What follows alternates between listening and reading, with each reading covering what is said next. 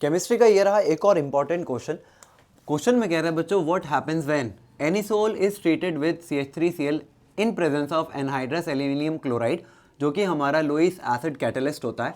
अगर इस एनिसोल का स्ट्रक्चर बनाए तो बच्चों बनेगा बेंजीन रिंग के ऊपर OCH3, इसको बोलते हैं एनिसोल। जब हम इसको ट्रीट करेंगे विद CH3Cl यानी कि methyl chloride in presence of anhydrous aluminium chloride, तो ये करेगा आपका फ्रीडल क्राफ्ट अल्काइलेशन। आपको पता होना चाहिए जो मेथॉक्सी ग्रुप जुड़ा हुआ है बेंजीन रिंग पे, ये इलेक्ट्रॉन डोनेटिंग होता है और ये रिंग को एक्टिवेट करेगा। और रिंग की कौन सी पोजीशन को एक्टिवेट करेगा? ऑर्थो को एंड पैरा को, राइट। अब यहाँ से एक जनरेट होगा इलेक्ट्रोफाइल जो कि हमारा होगा CH3+। ये अटैक करेगा पहले ऑर्थो पोजीशन पे एंड दूसरी बारी में अटैक करेगा पैरा पोजीशन में। अमंग ऑर्थो एंड पैरा हमारा मेजर प्रोडक्ट होगा बच्चों ये वाला पैरा प्रोडक्ट, राइट। सेकंड में कह रहा है phenol is oxidise with Na2Cr2O7 in presence of acid.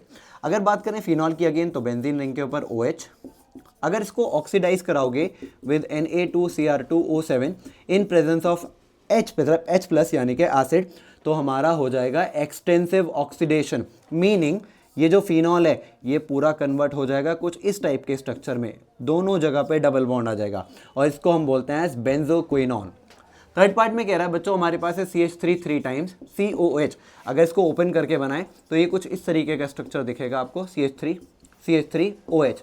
और जैसे इसमें ऐड करोगे copper at a temperature of 573 kelvin तो आपका हो जाएगा डिहाइड्रेशन यानी कि रिमूवल ऑफ वाटर। तो अल्फा से हटाओगे OH को और किसी भी बीटा कार्बन से, ये भी बीटा है, ये भी बीटा है, ये भी बीटा है, किसी भी बीटा कार्बन से हटा दोगे एक हाइड्रोजन को और बन जाएगा अल्कीन। तो बताओ कौन उस अल्कीन का नाम क्या है?